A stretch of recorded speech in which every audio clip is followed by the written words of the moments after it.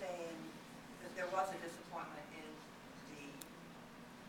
the losses that we had. And we lost the Secretary of State's job at a very bad time with the redistricting coming out of it.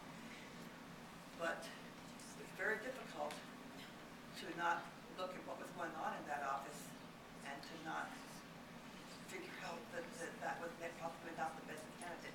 Yeah. What would you do? What does the party do when you get headlines like that time after time after time over 2-3 years? What are we supposed to think?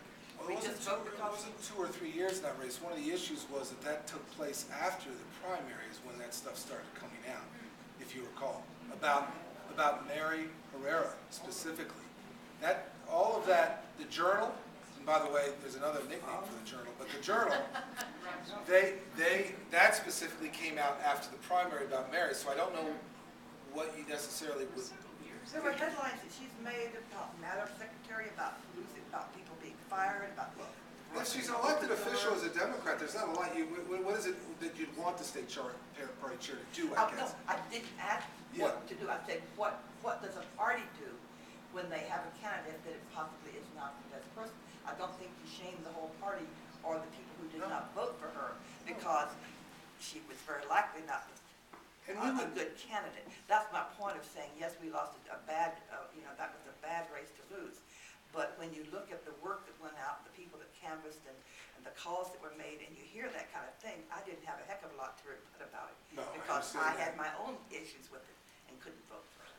So sometimes we just need to take this That's in. part of the problem, is the Think Democrats about it. didn't support a Democrat. And yes, that's part of the problem, and part of the problem is why support a Democrat that isn't a very good candidate. That is my exact point. I'm progressive.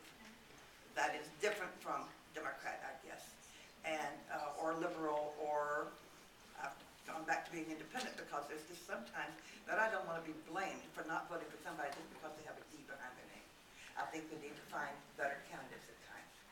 And just because somebody says they're a Democrat, that's a heck of a poor reason to vote for them as far as I'm concerned.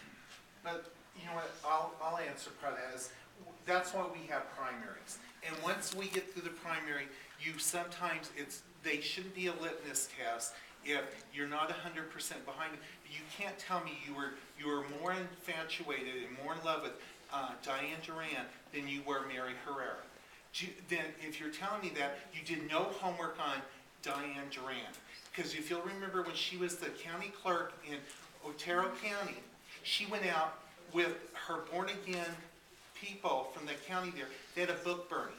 That's when everybody was very into Harry Potter at the very beginning. She went out there on El Paso television and burned books. And this is a person you went as our Secretary of State. So if you'd done your homework, yeah, Mary should have fired some people early on.